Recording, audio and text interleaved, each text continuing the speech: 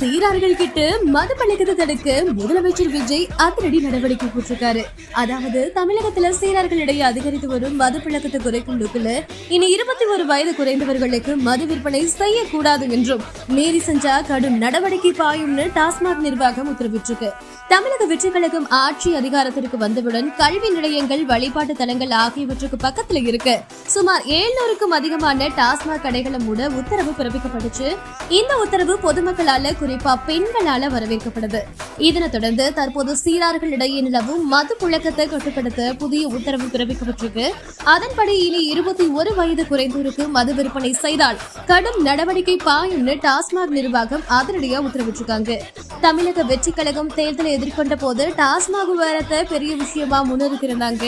பாட்டிலுக்கு 10 ரூபாய்னு விஜய் தேர்தல் பிரச்சாரத்துல பாட்டு கூட பாடியிருந்தாரு. எனவே விஜய் ஆட்சிக்கு வந்தா டாஸ்மாக் கடையை மூடுவாரு, என்ன நடவடிக்கை எடுப்பார்னு எதிர்பார்ப்புகள் பரவலா இருந்துச்சு. இந்நிலையில முதல் கட்டமா 700க்கும் மேற்பட்ட மதுபான கடைகள் தடை செய்யப்பட்டுச்சு. அதன் தொடர்ச்சியா 21 வயதிற்குட்பட்டவர்களுக்கு மது விற்பனை நிறுத்தப்பட்டிருக்கு. இந்த அதிரடி நடவடிக்கைகள் குறித்து நீங்க என்ன நினைக்கிறீங்க? மறக்காம உங்க கருத்துக்களை கமெண்ட்ஸ்ல சொல்லுங்க.